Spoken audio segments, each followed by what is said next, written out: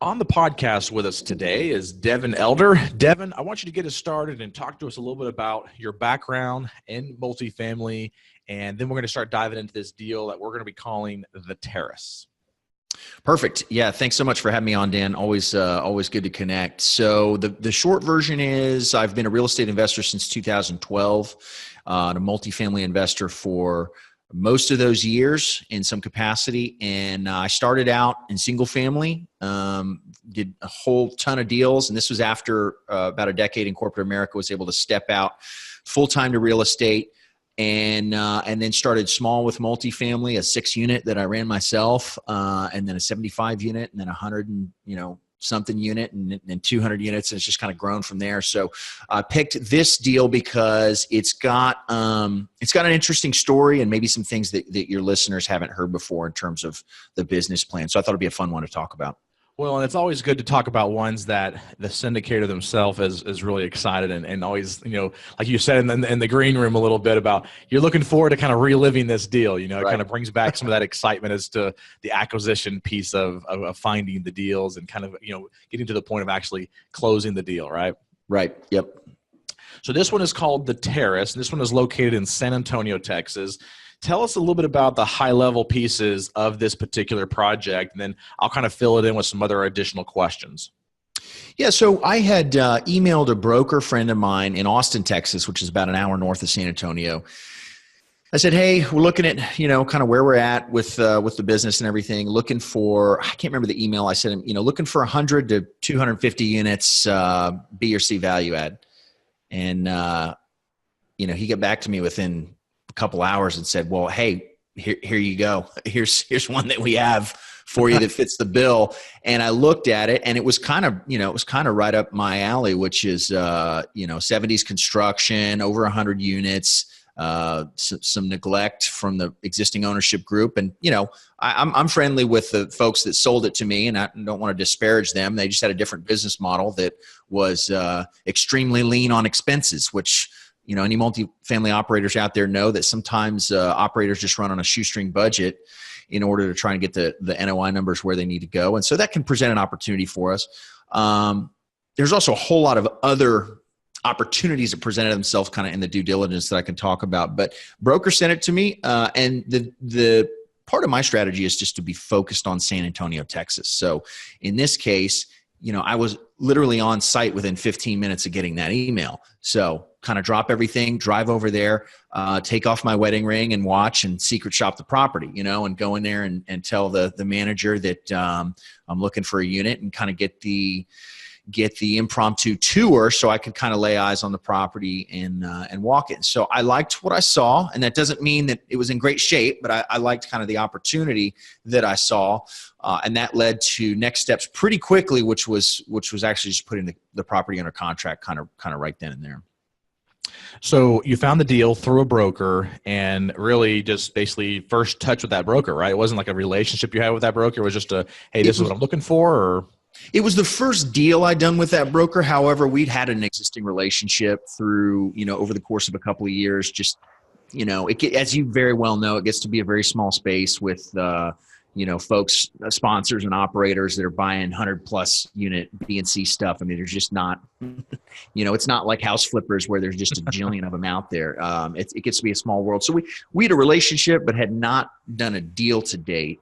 And that made it a little easier in that, it wasn't our first phone call or anything like that. So this particular broker, was it a multifamily broker with a major firm, or was it just a regular residential broker that had gotten this deal? It was a multifamily broker, not with one of the big guys, kind of a smaller shop. So, but definitely multifamily focus. The owner of the brokerage is a multifamily investor himself, and very well-versed in the industry and so forth.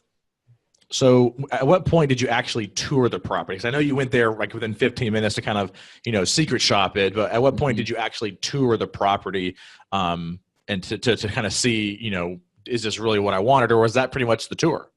No, once we got it under contract, I had already been in talks with a property management company that fit this kind of asset. So, one of the important things I think for anybody to take away is to line up your team ahead of time, right? Know where your capital's coming from, know who the property management group's going to be. If you need a loan guarantor, know who that is. If you need to, obviously you're going to put debt on these things. You need to have a sense of what all those pieces are going to be ahead of time. So when this deal presented itself, I kind of had all those pieces lined up. So we, wired in the earnest money to title, had it under contract. We did a 30-day due diligence period, and we were probably on site within, 48 hours of the effective date of the contract. So there's a couple of questions that kind of are raising up in my head about this. So is this a typical deal where you had to put an LOI in and go through a couple of rounds, or was it really just hey, let's just put it under contract?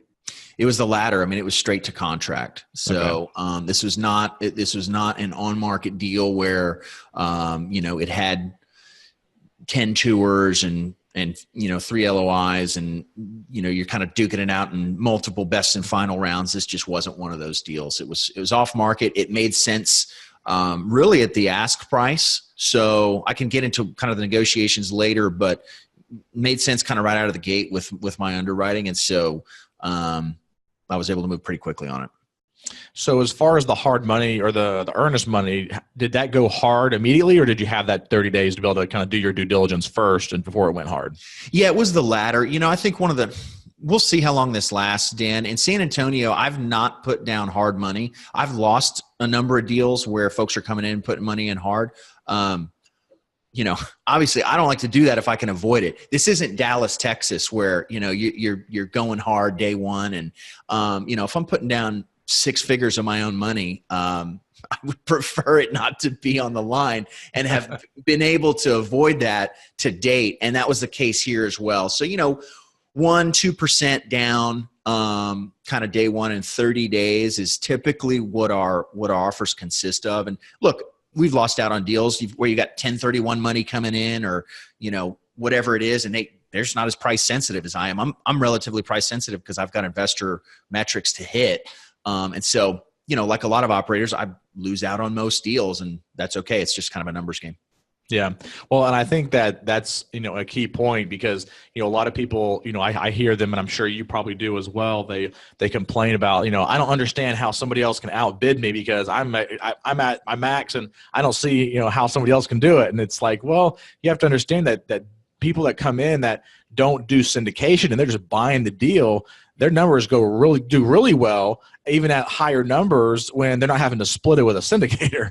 So there's other metrics that you have to look at when you're talking about other deals and other projects, is that you're not the only one that has the only metrics that you have to hit. There's different metrics for everybody that's actually bidding on a property.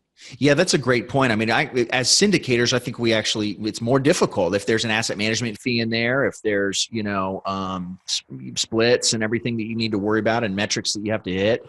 And, with the tax code changes, which are phenomenal, but if somebody's truly sitting on a lot of cash, they want to put it in a deal, they're not just buying for a return, they're buying for depreciation too. And sometimes buying exclusively for depreciation. Hey, we got to get this cash moved, or it's 1031 money. So yeah, lots of scenarios where you're just going to get outbid because you're essentially not playing the same game as a syndicator, as somebody that's got, $8 million to park coming out of a 1031. So that's fine. That's just the game. And, you put your best foot forward on every deal and just build a system that you can keep chugging along with. So this was an off-market deal, and you had put up some earnest money that didn't go hard until after the 30 days due diligence. Let's talk a little bit before that about the negotiations that you had going back and forth with the seller on coming up with the actual, sale price or whatever. Yeah, so we got under contract kind of right at their ask because it made sense. And then what we did was we ended up doing a really thorough physical inspection. And the big item, I mean, look, this is a mid-70s property, so it's not going to be in tip-top shape. We expected lots of deferred maintenance issues, but the big one was on the air conditioning. And so we were able to, get a vendor in there and check out every single unit on the property. And we came up with a pretty high number. And so I think we asked for, a $250K allowance for the HVAC, and we settled at 125 basically credit at closing. So that was really kind of the only negotiation that we ended up with, was saying, hey, we're going to credit us back $125K at closing for to address some of this HVAC issues that we've had, whether it's repair or replace. And that was really it. I wanted to get it under contract right away. It made sense at their ask price, so we did that. And then not that I wanted to retrade on the back end, but there was a ton of AC issues legitimately that we couldn't have known about until we did our physical inspection. And so I think that was a fair ask to ask for a little bit of a credit based on that. And I don't think, wasn't asking for $500,000 or anything. It was just a little bit of money at closing to take care of that HVAC, and we got it done. So was that done before you got under contract, or was that got it under contract, did due diligence, found out HVAC issues, and then asked for the credit? Yeah, it was the latter. I mean, I think we got it hammered out literally like the last day of due diligence, right? I mean, it really kind of came down to the wire, and a lot of back and forth, and everybody was kind of letting it get down to the wire. And that's, it's kind of the fun of these things sometimes. It really got down to the end of that due diligence period to get the number hammered out. So did you have a credit that was just a reduction in the sales price, or was it the sales price the same and then you got a check at closing to be able to do the renovation? Yeah, it was the latter. That way we didn't change anything with the bank. We didn't, I prefer it that way because you're not messing with the sales price. It's not changing your lender terms or things like that. It's basically just saying, hey, here's a credit back at closing, goes into the capital improvement account that we can draw on in year one to get all these HVAC improvements done. And that way it doesn't, in my experience, doesn't rock the boat as much to just get that credit at sale. It leaves the sales price intact and everything's good to go. So this particular property, what kind of amenities does it have on it, and what kind of on-site management does it have? So at takeover, it had one full-time manager, one full-time maintenance person, which is pretty standard for property this size.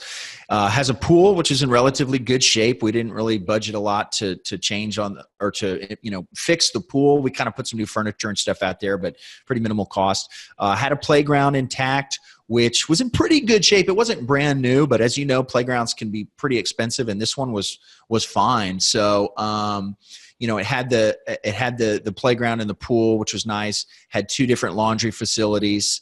And then it's got a little park area where we were in the process of putting in a bark park or a dog park right now. So decent amenity set for the asset size, and especially for kind of the shape the asset was in when we took over. Did you add any additional staff to it once you took it over, or are you still 1-1? We're still 1-1. I would say we did add a leasing agent because we had a lot of leasing activity. As of this recording, we're about 9 months into this project. And so we budgeted for, to have a leasing agent in the first year because we had a lot of activity, and a lot of that, I think I haven't really touched on it yet, but the key part of the business plan for this project was, and we didn't discover this till our physical inspection, which was kind of amazing. There were 24 units on this property that were called 4 bedrooms, but what they really were 2 units on top of each other with a spiral staircase connecting them that somebody had done, I don't know, sometime since 1974. Wow, that is unique. I don't think I've ever heard that before. Yeah, somebody decided to cut a hole in the roof and add a spiral staircase and call it a 4 bedroom. And so that was playing well because there was a lot of Section 8 on the property, and the way Section 8 pays rent is based on bedrooms and things like that. So it was kind of a hodgepodge way. But during the physical inspection, we said, hey, wait a minute. These are 2 fully functioning units. All we do is remove the staircase and seal it off, and we can add 24 units to this property. And that was just a no-brainer because we were going to go ahead and renovate a majority of the units anyway. I mean, the cost to convert it back, and the upstairs, we had to add in cabinets and appliances and reconnect plumbing and electric. Plumbing was already there. I mean, during the inspection, we tore open some walls with the buyer, the buyer's permission, or sorry, the seller's permission. We said, hey, can we kind of do a couple of walls just to make sure the plumbing's cut off right there where we think it is? We did it, and sure enough, there's the plumbing cut off. So we just added. In the upstairs units, we created a kitchen out of what was the bedroom, and the downstairs unit already had the kitchen. So it was a pretty easy even that, the HVAC and everything was set up to be 2 units. So we effectively added 24 units to this property. We've got, I think, 6 more units to go right now, 9 months into the project. But, we've taken this from a 106 unit property to 130 units. And with that business model, it really made sense because our purchase price at, 130 units was $40K a door, which is just simply unheard of in San Antonio, unless it's a, just a complete disaster vacant property or something like that. I mean, you're just not seeing those purchase prices. So that was the business plan. Very quickly, we pivoted to that after the physical inspection of the property. And so also, I just didn't want to have a property with spiral staircases and children. That just sounded like a bad idea. I didn't want to be an owner on that. Just make it a pole instead of a spiral staircase. Yeah, exactly. It's a fireman's pole. Yep. That's right. What could possibly go wrong? That's interesting. That's definitely unique. I haven't heard that before. So when you were doing your due diligence, obviously you saw the HVAC issues. Were there anything else that kind of came up that you were – obviously that was unique. I mean, that was something that was a definite value add to go from 106 to 130 units just by removing a spiral staircase, and all the plumbing and electrical and everything was already in place and intact, able to add a kitchen upstairs. So was there anything else that kind of came up during that due diligence process?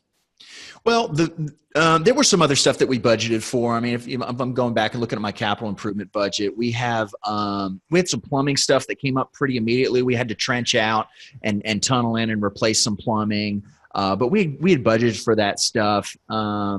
There was an office renovation that we did right out of the gate. The office wasn't absolutely awful, but part of the business plan here was really this is also maybe kind of an ambitious piece here, but a lot of the tenants were Section 8, and we wanted to move this to a market property. We felt that the location of the property, nice, strong, north central location in San Antonio, proximity to employers and major thoroughfares and highways was good. And so we thought we could take this to a market property, and that represented a huge opportunity because the property was paying all the bills. Utilities were looking at like over $200K a year. The property was shouldering, where we said, we think we can take this, and as leases renew, or we get new tenants in there, that we can say, hey, you're going to pay for your utilities, especially since it was individually metered on the electric. I mean, it was kind of a layup. So we that was part of the plan, and we've converted almost 100% of the property now to tenants paying their own utilities. So other stuff, we had a lot of exterior paint. There was like a beige on this masonry siding. The masonry was in good shape. The beige, if I had an unlimited budget, I would have changed it, but it didn't look bad. So we did accented doors, and we did some other accents with like a dark blue and an orange door that worked well. We replaced, there were some roofs that were really just kind of almost cosmetic, that were over some of the balconies, very small little roofs where the shingles were beat up. So we replaced that with some standing seam metal roof, just purely as a cosmetic accent. We did some landscaping stuff. The big one, and I'll always harp on this, is we put solar screens throughout the property. And on a 1970s property, if I had one budget line item, it's going to be solar screens, because they just create this uniformity. You're not seeing into the units. The tenants like the privacy. It's just kind of this instant makeover that you can do with solar screens, and it doesn't really cost that much. We put a new monument sign, or rather, we use the existing monument sign and just put a new sign in it and painted it. We didn't have to tear down the monument sign or spend $15,000 on a new monument sign. It was literally a couple $100 for the new sign. And it looks really good. And then there was some siding stuff we did. And that was kind of it. There wasn't really any, the biggest one was really other than the, interior unit turns that we did and the conversions, which was a big deal. What was your CapEx per door on the interior? The interior, we had $4,300 per unit, which ended up being really aggressive. And, the property management company is actually handling construction management for me on this project too, because the project I did before this, we handled construction management, and we might have saved some money, but holy smokes, it was a lot of brain damage. And when I'm looking at the best use of my time, it's not construction management. So luckily the construction management that I hired for this project was able to really get aggressive with the contractors. I mean, it's just been just a rotating door of contractors coming in and hiring and firing contractors to kind of get to our budget numbers where they need to be. So, but we've been able to do it, and I credit a lot of that to my construction manager just being really aggressive and bouncing bids off guys and holding the contractors to what they said they were going to do up front, which is a challenge sometimes. So what kind of things did you do interior? Obviously, in that kind of a budget, you're probably replacing all the flooring and, putting a whole paint on there. Are you replacing any cabinets or countertops or light fixtures or doorknobs or anything like that? Yeah, it's pretty straightforward, and, you see a lot, but it's a vinyl plank flooring. It's we actually did a two-tone paint with a gray wall and a darker gray trim, which came out really good. We did a satin nickel knobs and fixtures package, and then we just resurfaced the existing countertops. They were in okay shape. They just needed a resurface, and then the cabinets got painted. We had to replace a few of the property, but for the most part, the cabinets were paintable. They didn't need to be completely gutted out or anything. And then resurface the shower surrounds, replace toilets. And, doing a paint and flooring package, new appliances, and some resurfacing goes a long way, as you know, and we're able to do it pretty cost effectively. And what we did, most of the time on a project, you're saying, hey, what kind of rent premium can we get for this $5,000 or $6,000 interior upgrade? Can we get a $75 rent bump, $100 rent bump? On this project, we really didn't even model rent bumps. We just said, hey, we're going to add these units, but the effectively the rent bump was taking those utilities and having the residents pay them. And that was, at the end of the day, it drops down to NOI. It's all the same. And that was effectively our rent bump, was to say that, hey, we're not going to pay the utilities anymore. And that's worked out well. So I think we've got room to go in the future to actually, once our complete conversion is done, after year one, I think we've got some room to go in there and bump some rents, just based on the fact that the property's kind of completely changed. Mm-hmm. So the next question I'll have for you is going to shift a little bit and talk a little bit more about the financing of the deal. So what kind of structure did you come up with or decide to go with on the financing aspect? Yeah, it was pretty straightforward, and it kind of models everything we've done. I guess, let's see, you want to talk about like the bank financing or the capital raise piece? The bank financing first. Yeah, bank financing couldn't have been simpler. It was a Freddie SBL. The property was 92% occupied at takeover, and so it qualified for Freddie SBL with some fantastic terms. I mean, it's almost 80% loan to value, 4.8 rate, which today sounds pretty darn good.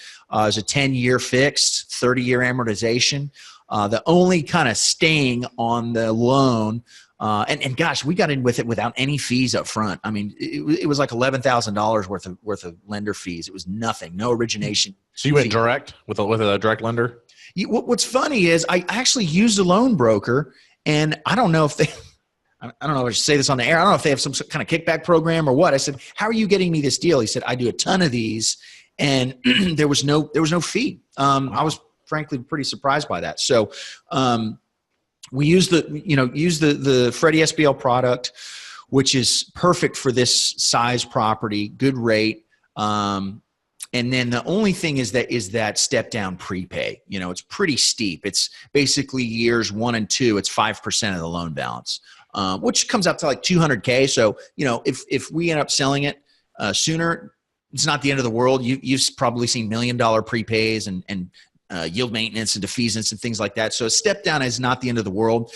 So it's a 5.544332211. So basically years 1 and 2, you've got a 5% prepay. Years 3 and 4, it's a 4%. So we just modeled that into our exit cost to say, hey, look, it's going to cost, it's just playing ball for what is otherwise a sweet loan deal. I mean, these Freddie SBL loans it's fixed rate, right? Yeah, it's fixed rate debt. Is it assumable? 10 years, assumable. I mean, it's everything you'd want. If I could wave a magic wand, I'd take away the prepay penalty, but literally everything else is amazing. And depending on how interest rates go, it might be a great assumable note in the future when you get ready to exit it. Yeah, and that's exactly right. The only problem is, the basis on that assumption is going to be pretty low. It'd have to be a buyer that was okay with some pretty low leverage, because we've created enough value to where our sales price can be pretty different from our. I could put a supplemental loan on it or something. I'm not sure if Freddie likes that or not, but you could always ask. From what I've heard, that you can't do that on this product. So I guess that is another kind of issue, but it is assumable. Who knows what rates you're going to do in the future. Maybe that ends up being a great thing, but bottom line is it's fixed, and we're able to kind of get it day one. We're not dealing with some shady bridge lender that's going to throw us a curveball at the last day before closing. It was actually a very straightforward, and it's kind of funny. I've talked about this in before, but I was also refinancing 2 rental properties at the same time. Both of these things are happening, and the stupid single family rental refis, which are cash flowing and renovated and very stabilized assets, was way more of a pain than to go out and get this, multi-million-dollar loan on this apartment complex. I always kind of chuckle at that. And it just highlights for me, that the counterintuitive nature of the multifamily business. Sometimes the big stuff's just easier, Well, we're actually in the process right now of finalizing a Freddie SBL loan as well on a different product that we're using. And it's actually been a lot. It was actually a smaller number of units. It was like this one right here is like a 33 unit one that we're working on. Mm-hmm. And it's a lot more work than the 130 unit one that we just closed 2 weeks ago. Yeah, there you go. It's to me, it's just like as good of a deal the 33 unit one was. I'm like, we're not doing any more like that, because it's just way too much work with not enough skin. You know what I mean? Oh yeah, exactly. And so, I mean, it seems like everything gets better. The property management companies like them when they're bigger. You've got a bigger payroll line item. It's just economies of scale. The loans are easier, and so it just you have to chuckle at that. Me having done years of small projects and everything. To go do this and go, well, that was easier than I thought. I mean, look, you got to send them a lot of paperwork and everything, but they're giving you millions of dollars. That's expected. Yeah, I think that's probably the biggest thing because we actually did a bridge loan on the 130 unit, and so that process was a whole lot easier than with the Freddie. And the other thing with what I didn't realize on the Freddie was when they start to look at your liquidity from a loan guarantor standpoint. They will, if you have any accounts that are in your spouse's name and your name, they have the liquidity. So they don't even give you the full credit of the liquidity. So we had to go open up a separate bank account with just my name on it and move some of the funds into that account. Interesting. I've not heard of that. That's a good one to watch out for. Yeah. So, and of course they said, well, you can send us your business information, your business accounts if you want to do that. And I'm like, well, yeah, but my wife is actually the one who owns most of those businesses because of liability reasons for myself. Mm-hmm. And so the only other option would be just to have her underwritten with the loan, and it would solve that problem, which wouldn't be that big of an issue. But I would rather have just one or the other on there if we had to, even though that they're non-recourse loans. But yeah, they told us, they said anything that has your wife's name on it is half as far as liquidity is concerned. Interesting. That's the first time I've heard that. That's good to know. Yeah. So anyway, that was just a little side piece there. Well, that's good. I like the way you financed that particular project. What about the capital side of it? So how much money did you actually, well, let me ask you this. What was the purchase price on this product? We were at 5.2. Okay. And how much of that did you have to raise? We ended up raising 2.4 because we raised the entire almost $1 million CapEx cash. Which I was going to say, yeah, that's why you didn't do bridge first, because you went ahead and just did the SBL and then raised the CapEx side. Yeah, which goodness gracious, I wish every deal could support raising all the CapEx cash because it's so easy. I mean, we just get right in there, start doing the work and writing checks. And that's been contrasted to the more recent deal I closed where we did a bridge loan and they wanted, I mean, everything escrowed, and the hoops to jump through. Goodness, I'm glad we're not talking about that deal today. Well, we're in the process. The one that we closed 2 weeks ago. We're in the process of that. So yeah, it's just get some money drawn right when we close, and they're like, "Nope, you got to submit invoices and all this kind of stuff." And we're like, "Yeah, okay." Oh, It's Yeah. crazy. So, it's a very nice luxury to be able to just have literally a CapEx account where we can just draw off of, and that's been fantastic. So we did have a high raise, capital raise because of that. So yeah, it was 2.4.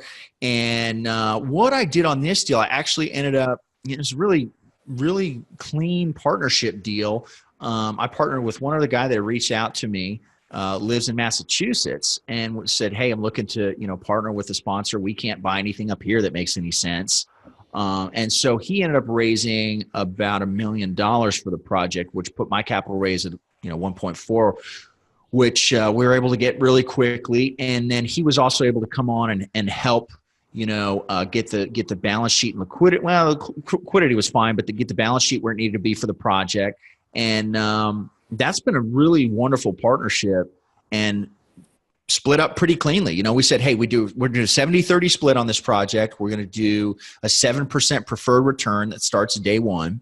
And then we kind of carved up the rest of the GP. You got 30% there, and he got some for being a loan guarantor, and then he got some for raising capital.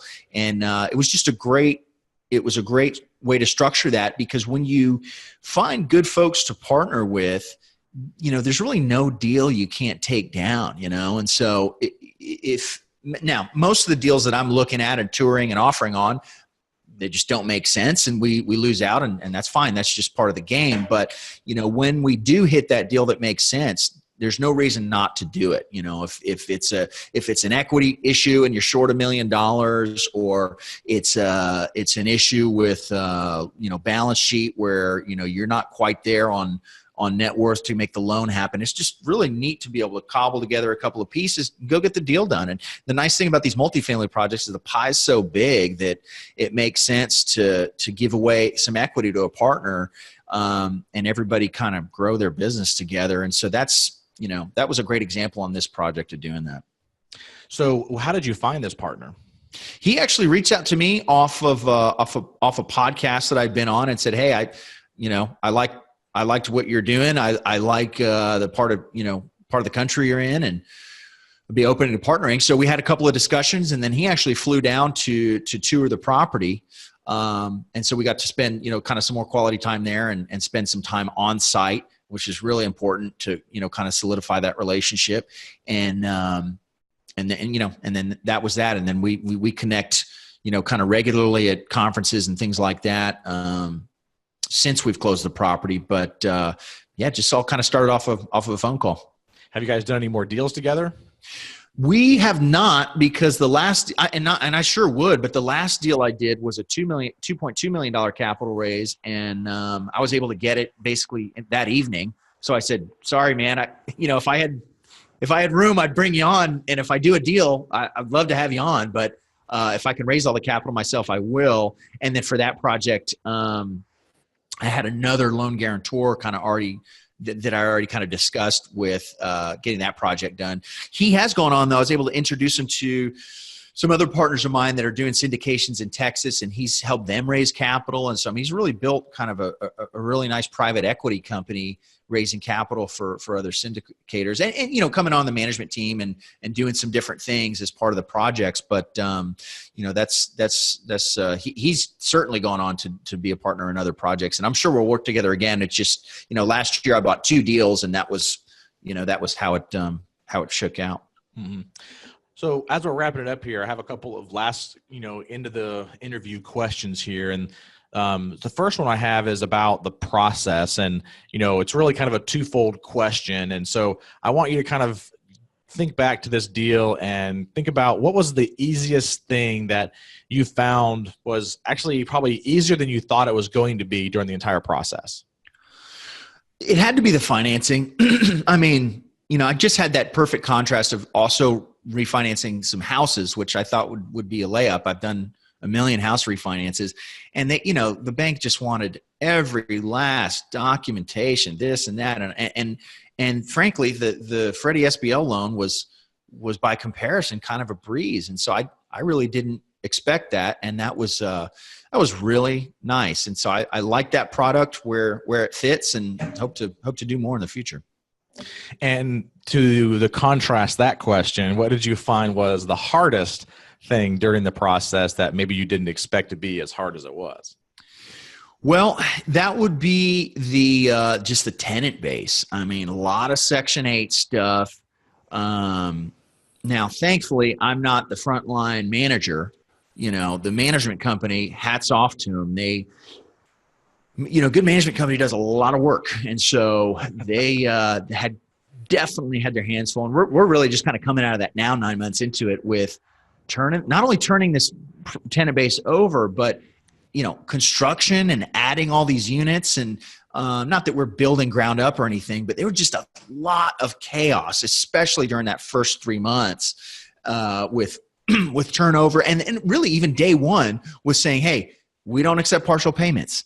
We don't accept late payments. Late fees were through the roof the first month and for the first couple months after that. And so just setting the tone with a property that was just kind of had a lot of issues with it. That was more difficult than I anticipated. And now in my underwriting, I just bake in more vacancy year one, than I expected. So that was certainly a challenge. I'm glad to say we're over the hump on that, but I think it's easy to be optimistic with your vacancy number year one on a big value add project. And my subsequent project, I was actually pretty crazy with the amount of economic vacancy I baked in year one, just because I said, hey, we want to be safe on this thing. And what did you in your underwriting initially on this project do for the vacancies? 15% economic vacancy year one. Okay. So and actually the way it's, what's that? So you're saying that you probably should have been more than that? Yeah, I should have been more than that. When we look back at year one, and we're only 9 months into the project, so I think if you average it out over year one, I think we're going to be around that. But we definitely dipped below that for those first couple of months. Was that because you were kicking out Section 8, or was it because it just took longer than you had expected to renovate the interiors? No, the interiors went pretty quick, but it just because a property is 92% physical occupancy, at takeover, doesn't mean they're all going to hang out and pay their rent and play nice, right? So there was just a lot of churn and turmoil at takeover, and when you start enforcing the rules, there's just a lot of people that couldn't stay, and so it was just kicking. You're just shaking a hornet's nest, and you got to expect. Did you get rid of all the Section 8, or are you still in the process? No, we kept a few just because they're good tenants and paying good rent, and we didn't want to rock the boat. There was a lot of kind of element on that property that just needed to go, though. And so we, like you hear a lot with these stories, the people that have jobs and are paying their rent, I mean, they're very thankful to have a nicer community and place. There's a ton of kids on the property, and sometimes your heart breaks for these kids that are living in these, I look at how my kids live and I look at how these kids live, and it's very different. And, so it's nice to be able to come in and do those improvements. And inevitably there's just some folks that just have to go, whether it's criminal activity or whether they're just not paying their rent or whatever. So that was just a lot of chaos the first, 6 months of takeover. But that was also the business plan. We coming in with a healthy capital improvement budget. We know we're going to transition it from Section 8. We know that a lot of folks aren't going to stay, and we've got to attract a new tenant base. So, it was all in the all in the plan. It was just, it's C properties, man. It's it's not all glamour out there getting these things turned around. Did you transition it from a C to a B, or just from a nicer to a nicer C? If we sell it, it's probably a B, Dan, right? For marketing purposes, but sure. I don't know. I mean, it is a great property in an area that's, working class area, but really well positioned in terms of proximity to employers and highways and things like that. So I say we did a pretty nice turnaround. I feel like it always gets a little bit nebulous whether everybody wants to say this is we turned it from a C to a B. I mean, it's still a mid-70s property, but it's been renovated inside and out. It looks great. We rebranded it. It's full. So, I mean, I guess you could make the argument for that. Do you do anything different or unique when it comes to marketing for new tenants? Unfortunately, it's been everything. I mean, there's not been one thing that's been, hey, this is the winner. We do a lot of Craigslist. All the classic stuff, right? You do referral fee or referral bonuses for existing residents. We do campaign to the local employers that are in the vicinity. We've done move-in specials. We've used apartment locators, especially kind of during year one when there's a lot of chaos. We have a lot of new units coming online too. It's God bless our manager. She would get to a certain occupancy level percentage, and then we'd add 5 more units, because of this conversion we're doing, and our occupancy was the percentage is just constantly slipping, which you wouldn't have in a normal property. It's like, hey, you get 5 leases and your occupancy percentage goes up and you're looking good. And we're just kind of constantly taking it away from her. So she's been a real sport this first year to keep up with that. So were there anything that has come up in these first 9 months when it came with the renovation plan and the projections on, when we're going to turn the units, how long it's going to take us to turn the units, and those kind of things, because that's one thing I think that a lot of, syndicators need help with, because every property is going to be just a little bit different. And there's always going to be things that are happening that, I'll give you an example on ours that we just closed 2 weeks ago. We just found out that we had 4 units that were ready for us to go in, rip the stuff out, start doing our interior turns. Mm-hmm. And then we had another phone call with our property management company, and they said, oh, actually, we've pre-leased all of those. Oh, yeah. And so we can't even renovate them. And so they've pre-leased them, and they don't start for like another month. And so we can't even touch them except for the basic turns. And so now, instead of being a 12-month turn, it's going to be probably more like a 13, 14, maybe 15-month turn based on the new lease terms and stuff. And those were all leases that were signed, not the leases, but the applications were signed, before we closed on the deal. So did you have anything like that, or anything that came up that maybe, you didn't, plan for? The only thing, the renovation plan was pretty simple, was turn it in from 106 units, turn it into 130 in year one. And I felt pretty good about that. I think it was aggressive, but we're on track for that. We're almost done with the conversions. We got 3 months left, so we'll hit that. Plenty of kind of day-to-day issues, just dealing with contractors and trying to keep budgets in line. That's why I hired a construction manager to handle it. And they're making 5% of the rehab budget, which I feel is extremely fair for the work that's being done, and it takes it off of my plate. So there's a ton of day-to-day stuff. Oh, this contractor didn't show up, or we had to fire this contractor, and we're sourcing these materials at this different place. It's just a ton of minutia and chaos, but that's to be kind of expected in any construction project. So we didn't have an issue, I guess, with the turn so much as we did with that just kind of initial vacancy of folks just, either self-evicting or us having to evict them or get them out and just turn that property over. It was just a deeper cut on the occupancy than I had expected. Also, it feels hard the first couple of months, because if you look at let's say you look at 20% economic vacancy year one.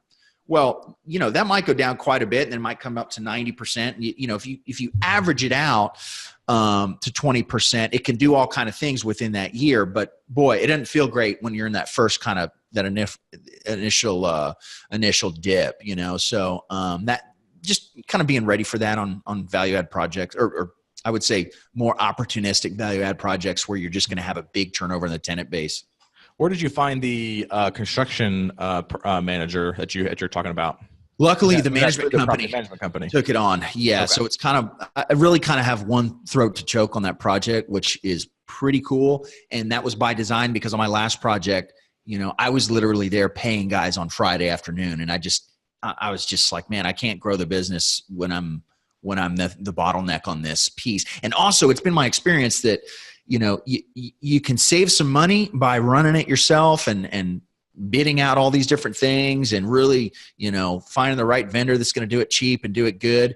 But at the end of the day, sometimes you have to fire those guys and bring somebody in that's going to do it right. And after all that churn on this previous project that I'd done, I realized I don't think the net was really that much better. And it was a ton of headache for me. And it took me away from my, core strengths for the business. And so I've been very pleased kind of delegating that piece to a construction manager. And they've done a great job with it. Awesome. Well, I don't have any further questions on this. I mean, I do have lots of other questions, but we can keep on going for probably like the next hour or two and diving even more deeper into this project. This is a phenomenal deal from what I can tell just from what you've mentioned to me on it. I'm glad that you're already 9 months into it, almost done with your renovation plan, and things are kind of looking up with it. And, you're going to probably hit those returns sooner than you probably projected, which is always nice, or at least what you projected.